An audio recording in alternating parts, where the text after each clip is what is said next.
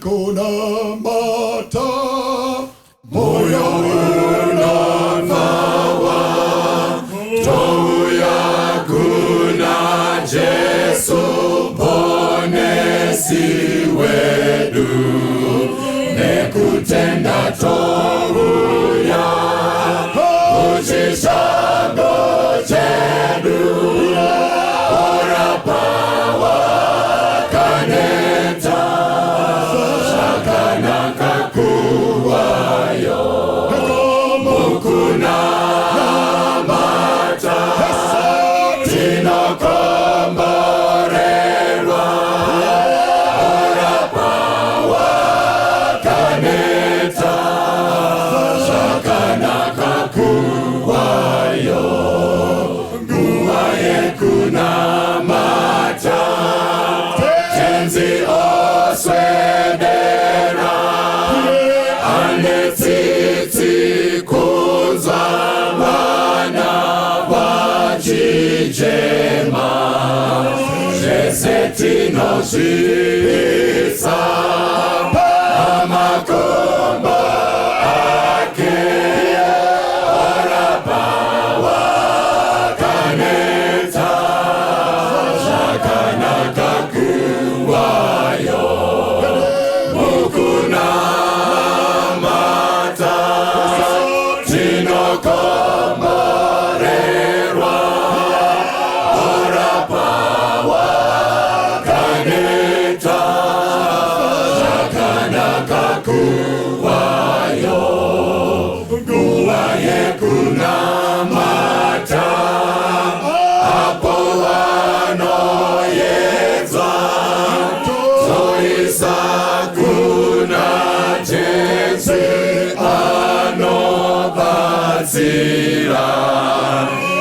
moyo wekuzira obvisa chinetso orapa wakaneta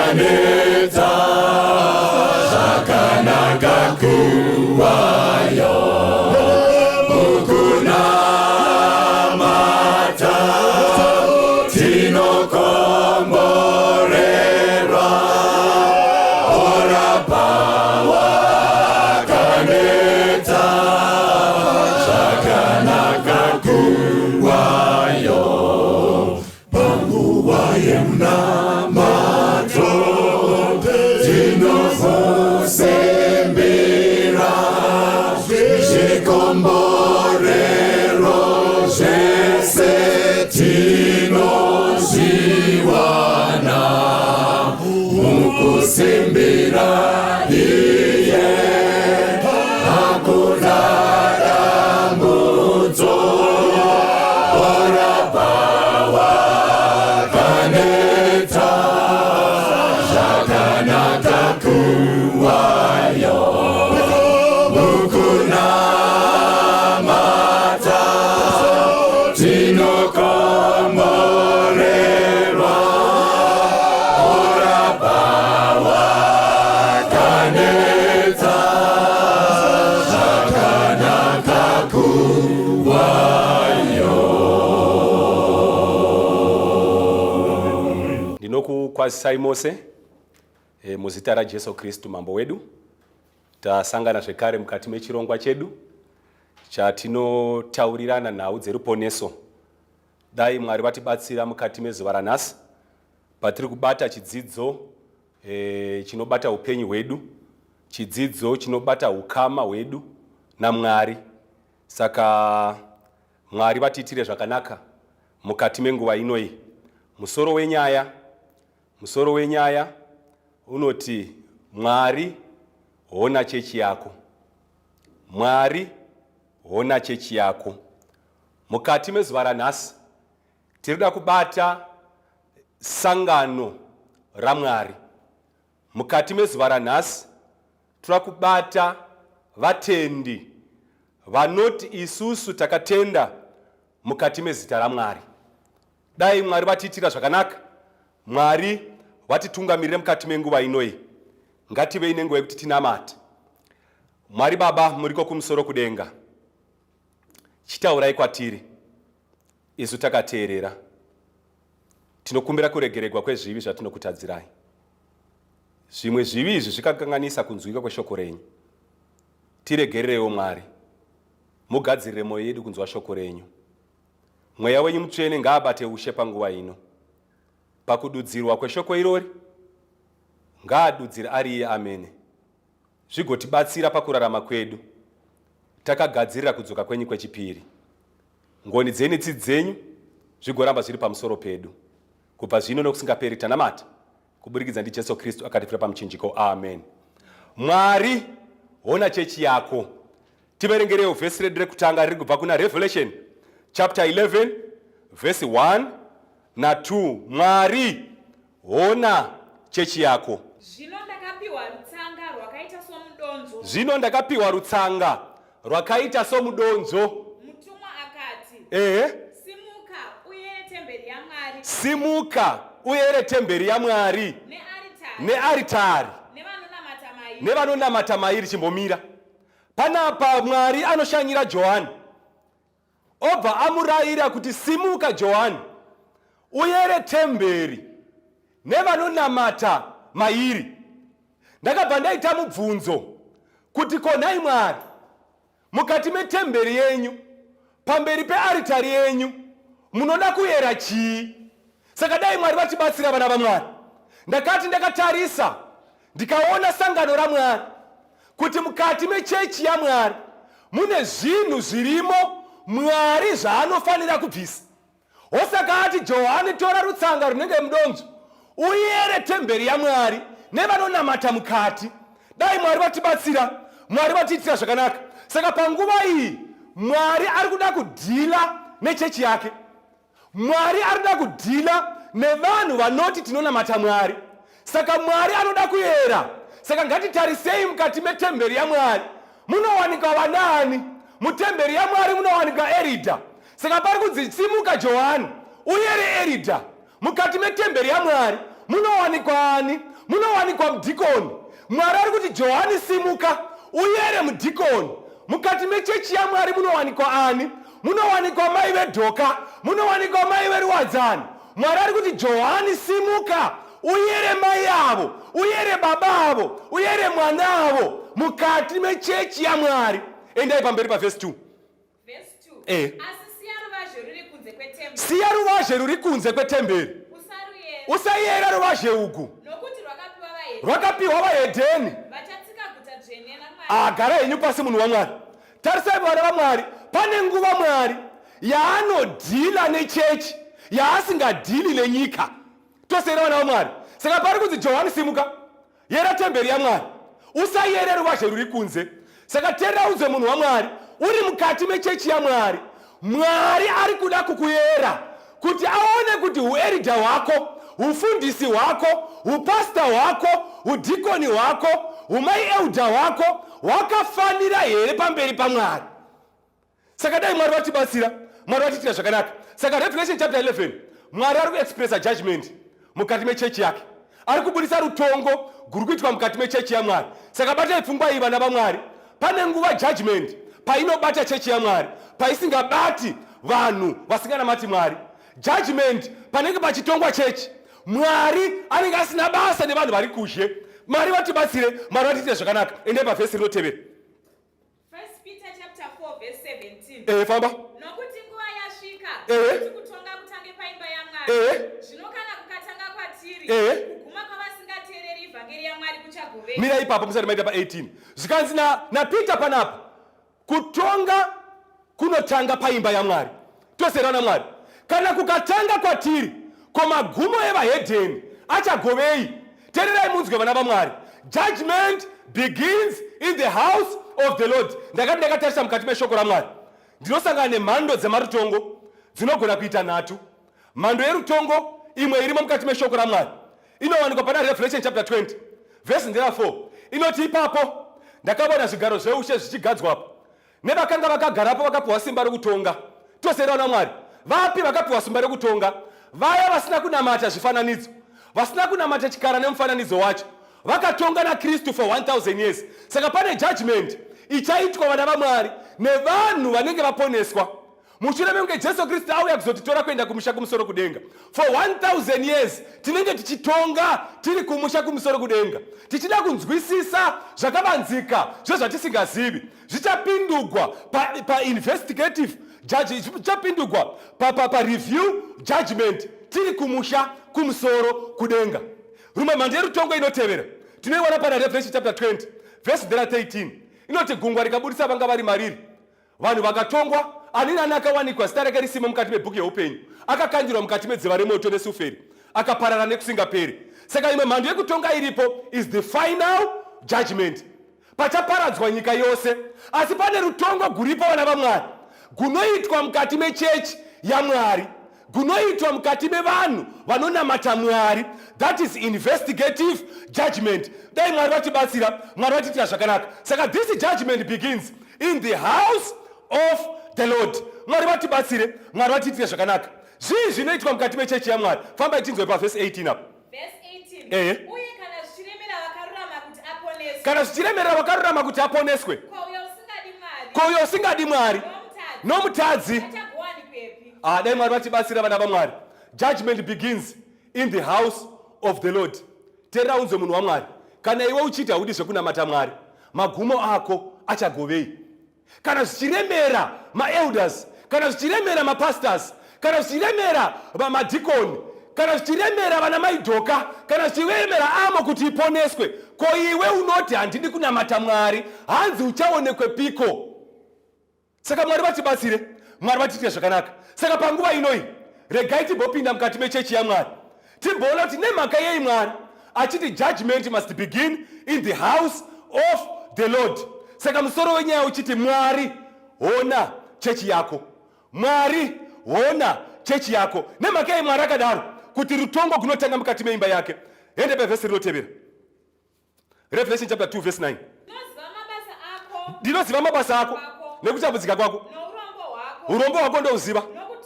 Nokutuka kwaiva vanoti. Yes. Vasi ivo chaivo. Bate munzwe pfungwa iyi vana vaMwari. Nemhaka yei Mwari ati judgment must begin in the house of the Lord. Mukati mechechi yaMwari mune vanhu vanozviti maKristu asi asiri maKristu chaivo. Saka Mwari achiona chechi yake anoti handingagoni kubuda kushe kuti ndigone kunotonga kushe ndisati ndatonga mukati meimba yangu. Nemhaka yei mune vanhu vanozviti maKristu asi asiri maKristu chaivo. Mune vanyengeri mukati mechechi yaMwari. Saka Mwari ari kuti judgment must begin in the house of the Lord. Mwari onai chechi yenyu. Mune vanhu vakauya vachizviti vanoda kunamata but vasiri maKristu chaivo. Mwari vatibatsire, Mwari vatiitire zvakanaka. Endei pamberi. Asi sinagogu raSatani. Chinotishungurudza chinhu wani munhu waMwari ndechekuti munhu anodecide hake kuti inoda kupinda mukati mechechi yaMwari, asi mukati memwoyo wake anozviziva kuti sinagogu yaSatani, kuti Satani ada kunamatiwa anouya paari, but iye anozviti muKristu asi Satani ada kunamatiwa anouya paari. Mwari vatibatsire vana vaMwari, Mwari vatiitire zvakanaka. Judgment begins in the house of the Lord. Handei pavhesi rinotevera. Vakorinde vekutanga chapter 5 verse ndera 11. Asi zvino tinokunyorerai kuti murege kufambidzana nomunhu unoidzwa hama kana achinamata zvifananidzo. Handei mbichana munhu waMwari. Zvikanzi panapa ndinokunyorerai kuti murege kufambidzana nemunhu anoidzwa hama kana achinamata zvifananidzo. Kana mutuki. Mirai ipapo. Tererai munzwe vana vaMwari. Mukati mechechi yaMwari mazuva ano hadzichashamisi kuwana munhu anozviti ini I am a brethren yet is an idolater. Toserana Mwari anonamata zvifananidzo.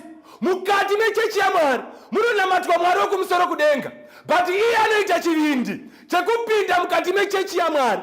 Apinda mukati mechechi yaMwari obva anamata zvifananidzo ari mukati mechechi yaMwari. Mwari one chechi yako. Mune vanhu vanoedzwa hama asi vachinamata zvifananidzo.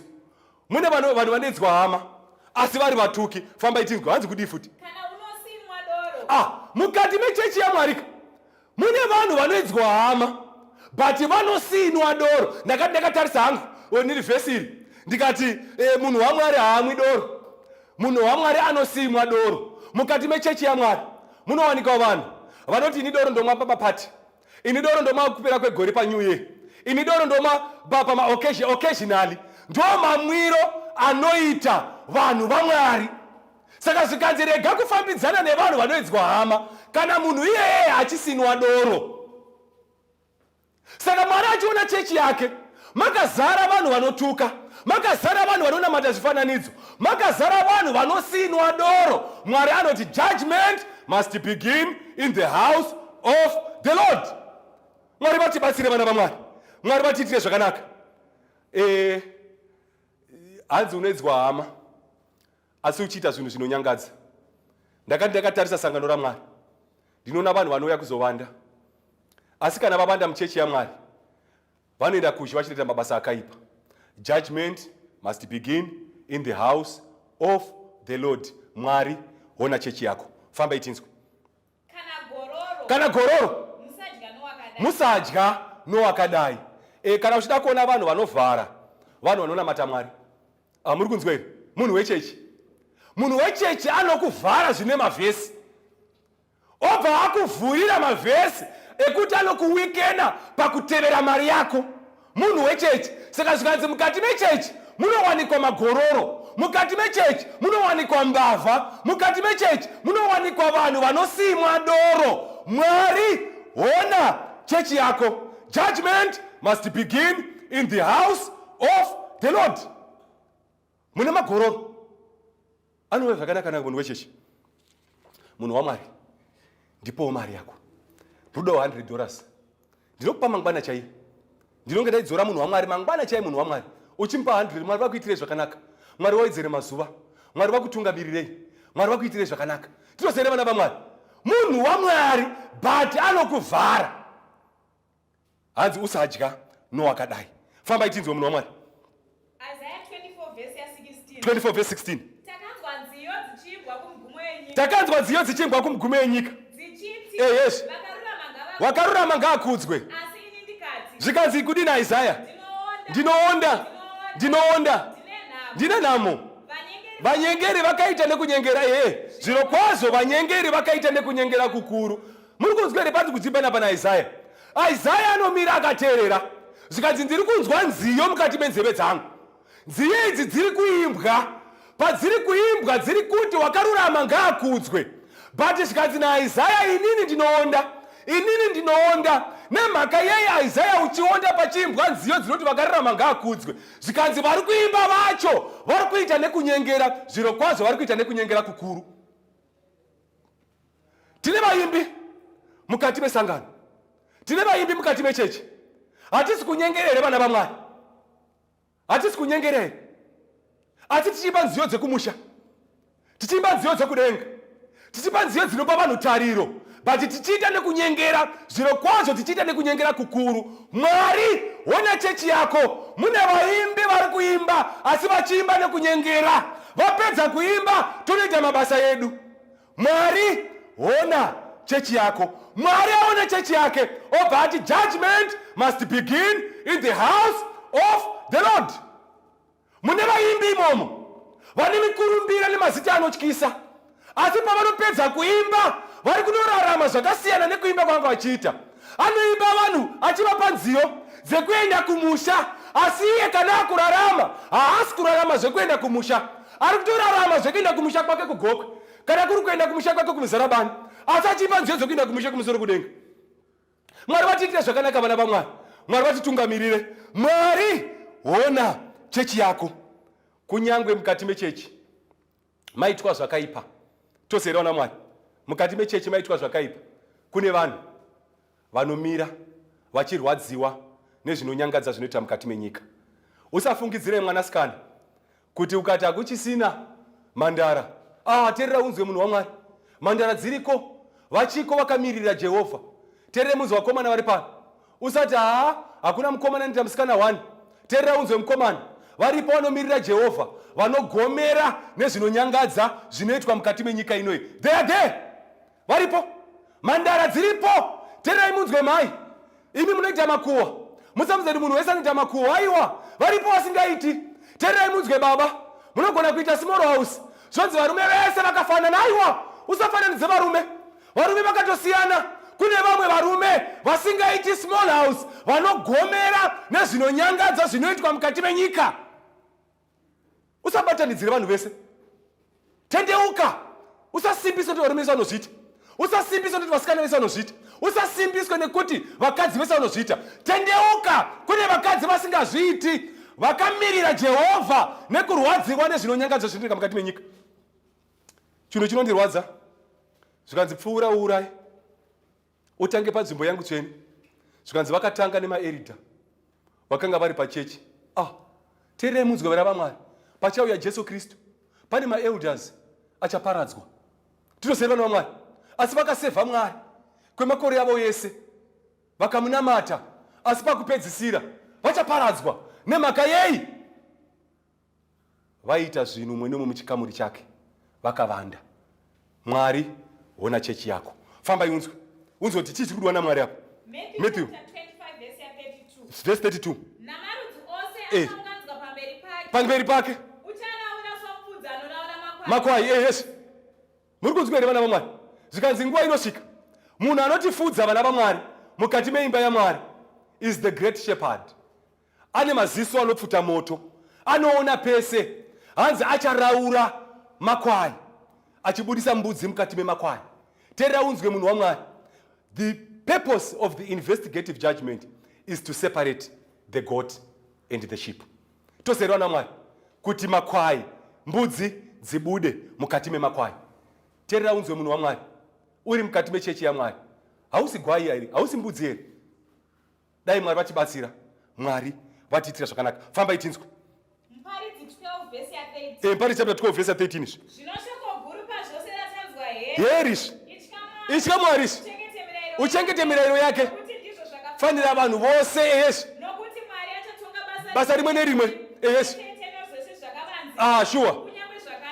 Kunyangwe zvakaipa. Tererai munzwe vana vaMwari. Shoko guru ratanzwa here. Ngatityei Mwari, tichengete mirayiro yake. Ndo zvinotarisirwa mukati meimba yaMwari. Mwari anofanira kuti akatarisa chechi, anofanira kuona vanhu vanomutya. Kutya Mwari kuita sei? Kuchengeta mirayiro yake. Mukati menyika mafamba mharidzo yekuti mirayiro yaMwari hakuchina. Munhu waMwari, kana tichizviti tinotya Mwari, ngatidzokei pamirayiro yake. Ndo zvakafanira vanhu vose. Saka teerera unzwe, kana usingachengeti mirayiro yako yaMwari, uri kuita zvinhu zvausina kufanira. Ngatichengetei mirayiro yaMwari sevana vaMwari, tiri mukati meimba yaMwari. Mwari vatibatsire, Mwari vatiitire zvakanaka. Ngatifambei. Isaiah chapter 10 verse 12. Yes. Saka zvino kana Ishe apedza basa rake rose pagomo reZioni napaJerusarema, Mwari apedza basa rake pachechi, ndicharova zvibereko zvomwoyo unozvikudza. Mwari uchashanyira vahedheni. Toserana Mwari. Mwari vatibatsire vana vaMwari.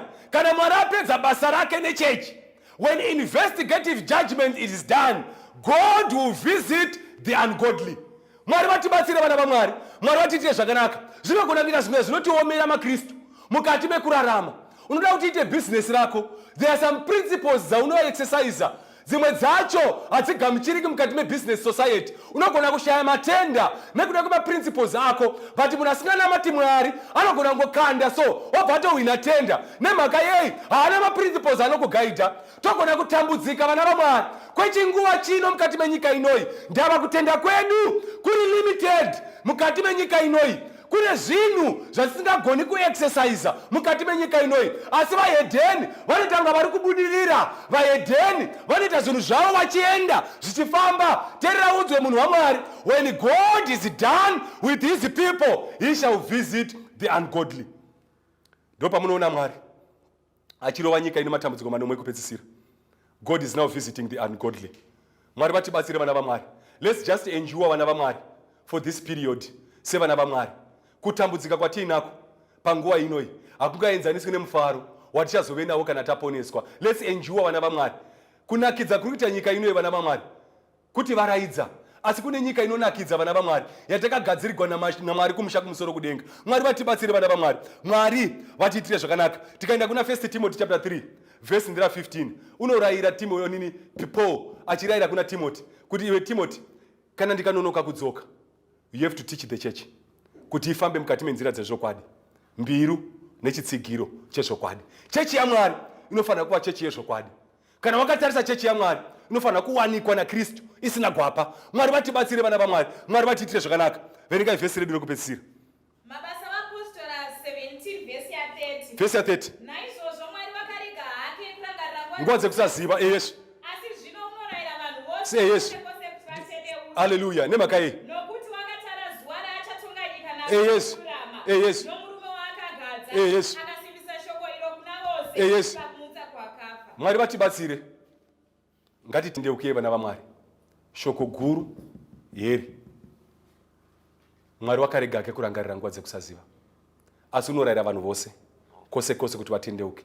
Mukati mechechi yaMwari mune vanhu vanotoda kutotendeuka chaiko. Mukati mechechi yaMwari kuti tose timire takavimbika, takatendeka pamberi paMwari. Ndoda kusvika panguva yekuti tinamate. Ndinoda kuti Mwari ndibatsirewo. Uri kuona hunhu hwako mukati mechechi pachazoparadzwa nyika inoi.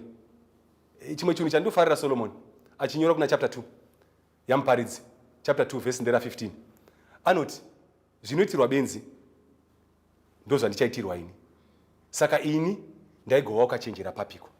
Solomoni akati tarirai zvose hazvina maturo. Kana isusu tinonamata Mwari, kana tichazoparadzwa nevanhu vasinganamati Mwari, ko isi kunamata Mwari kwedu kwaizovei? Why did you spend all these years worshiping God yet we are going to destruction? Saka kunamata kwedu kuri papi? Kumukira kwako kurebhendi kuri papi? Kana uchazoenda kunoparadzwa pamwe chete nevahedheni. Mwari vatibatsire. Mwari vatiitire zvakanaka. Kana warangarira chivi chako, have a silent prayer in your heart and say, God, forgive me. Create in me a new heart. Mwari vatibatsire. Mwari vatiitire zvakanaka. Ngatitsinzinei tive nenguva yekuti tinamate. Mwari Baba, muriko kumusoro kudenga, tauya kwamuri sesangano renyu. Tinokutadzirai Mwari, mune zvinhu zvamakatipa kuti tirarame nazvo, asi takuvarayirwa Mwari, takuita zvinotifadza kudarika zvinokufadzai.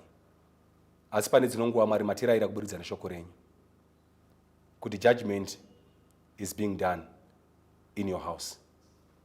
Oh God, forgive us our trespasses. Tigone kumira panzvimbo dzedu takavimbika, takatendeka, pamuchazouya kuzotora vakaita kuda kwenyu, tiwanikwe tiri pakati peboka tichazoponeswa. Pamwe chete nehama dzangu mukutenda, musadzima mazita edu mukati mebhuku yeupenyu. Ngoni dzenyu tsidzi dzenyu zvikorapa zviri pamusoro pedu kubva zvino nokusingaperi taramata, kubudikidza naJesu Kristu akatipira pamuchinjiko. Amen.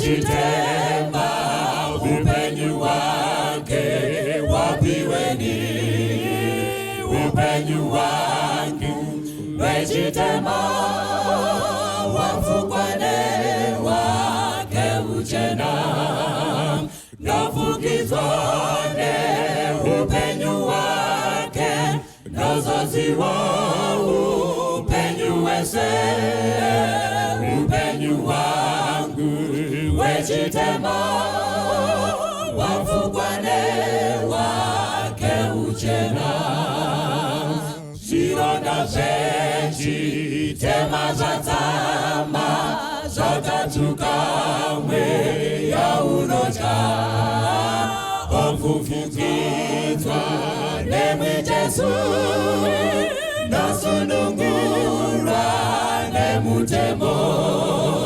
nofukizwane upenyu wake nozoziwa upenyu wese, upenyu wangu wechitema wafukwane wake uchena, ndorakuziwa rusununguro Jesu andipa nguo chena, naikashira yangu ndarasa ndinopfeka upenyu wenyu, nofukizwane upenyu wake nozoziwa upenyu wese, upenyu wangu wechitema wafukwane